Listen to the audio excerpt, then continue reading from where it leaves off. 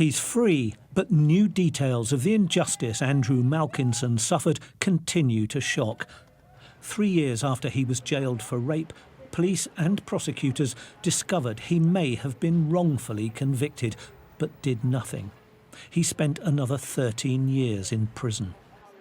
Documents show that DNA in saliva from an unidentified male was found on the victim's vest near a bite wound her attacker inflicted. A meeting was held between police, prosecutors and forensic scientists.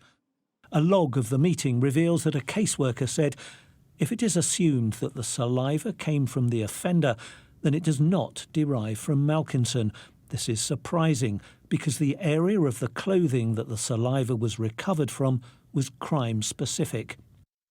Mr Malkinson could have had his conviction referred to the appeal court then by the Criminal Cases Review Commission, but it concluded, just because it appears that there is someone else's DNA on the complainant's vest cannot surely produce a hope of a successful referral in view of all the other strong identity evidence, and the case was really based on the ID evidence, which has been approved by the Court of Appeal. The CCRC could have commissioned DNA testing much earlier, but they failed to do so, and I don't think that this case is the only one of its kind.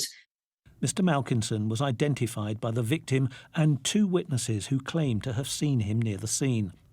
A former director of public prosecutions said the DNA evidence should have been explored at the time. If you have evidence that is inconsistent with identification evidence, it's absolute first rule that you investigate that evidence carefully, thoroughly, rigorously, precisely because witnesses are so often, bitter experience has shown, so often mistaken. The disinterest of the Criminal Cases Review Commission, whose role is to investigate miscarriages of justice, was condemned by a former Solicitor General. This case illustrates a picture which is lamentable. It highlights that the CCRC needs to be better led, better resourced, and needs to work harder. The Andrew Malkinson case illustrates what many believe to be a fundamental truth, that nobody in the criminal justice system is ever keen to admit they got something wrong.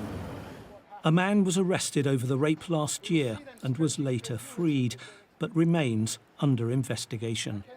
Martin Brunt, Sky News, at the Ministry of Justice.